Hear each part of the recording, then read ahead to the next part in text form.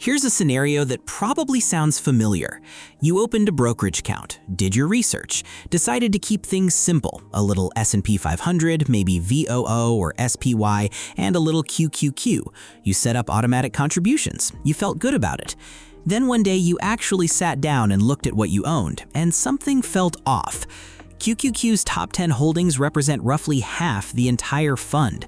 Apple, Microsoft, Nvidia, Amazon, Meta, Alphabet. Now look at SPY's top 10, nearly the same list. The Magnificent Seven now account for approximately 34% of the entire S&P 500. The top 10 stocks together, about 38 to 40% of the index. So here's the uncomfortable math. You thought you owned 600 different companies. What you actually own is the same 7 companies in 2 separate wrappers. That's not diversification. That's concentration with extra steps. And here's the part most people miss. There's a fund that holds 0 Magnificent Seven stocks, 0. And since it launched in June 2023, it has outperformed the S&P 500 on both an absolute and risk-adjusted basis.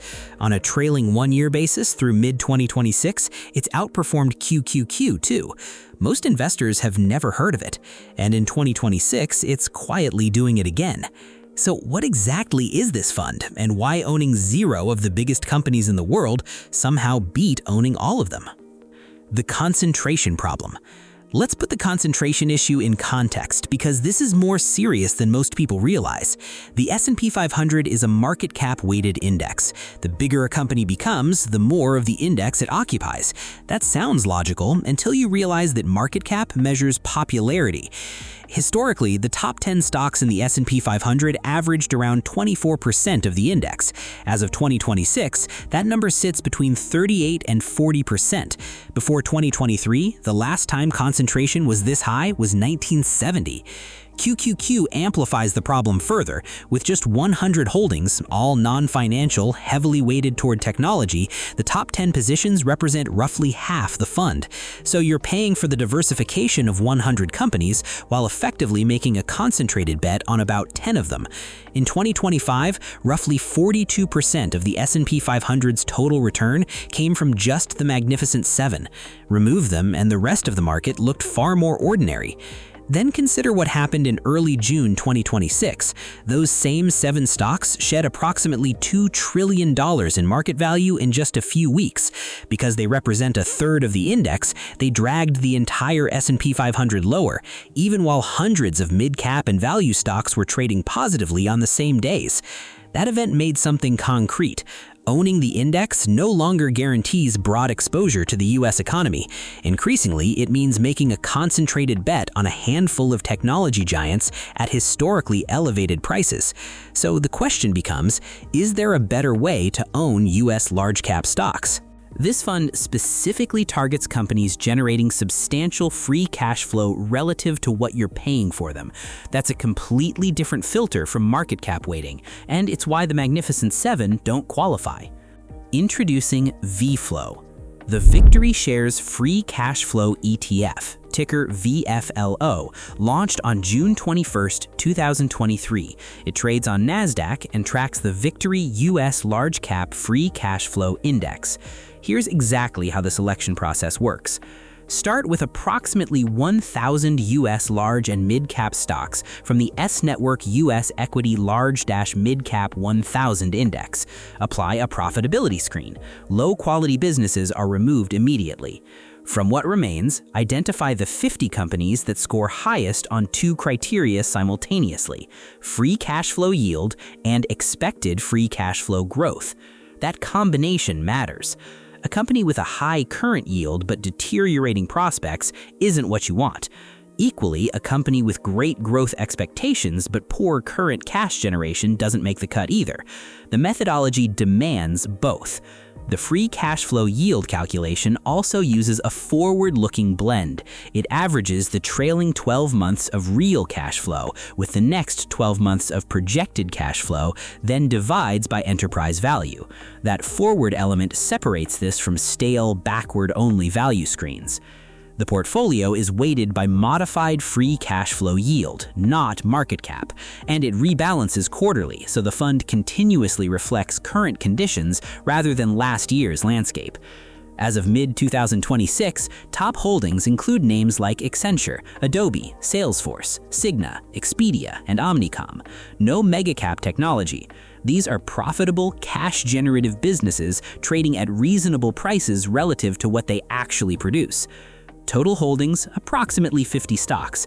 AUM over $7.5 billion as of June 2026, having grown from roughly $2 billion just 2 years prior. Morningstar rating, silver medalist as of July 2026, reflecting strong conviction in the fund's future risk-adjusted outperformance potential.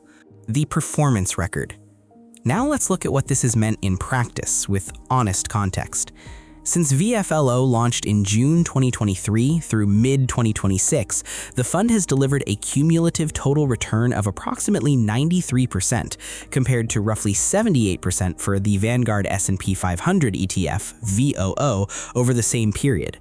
More importantly, that outperformance came with a higher Sharpe ratio. VFLO's Sharpe ratio since inception is approximately 1.17, compared to 1.06 for the S&P 500.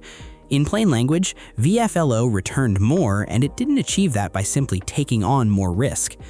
On a trailing one-year basis through mid-2026, VFLO's total return, including dividends, was approximately 37.65% versus roughly 27% for QQQ and around 21% for SPY over the same window. And in 2026 alone, through July 1, VFLO has returned approximately 17.8% compared to roughly 10% for VOO over the same period. Some of that comes from specific winners the methodology identified early. Vistercorp and NRG energy companies with exceptional free cash flow characteristics, each produced extraordinary gains since the fund's inception.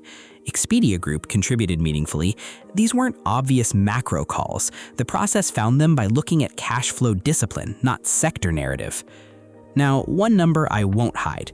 In 2024, VFLO returned approximately 22%. The S&P 500 returned closer to 25% that year.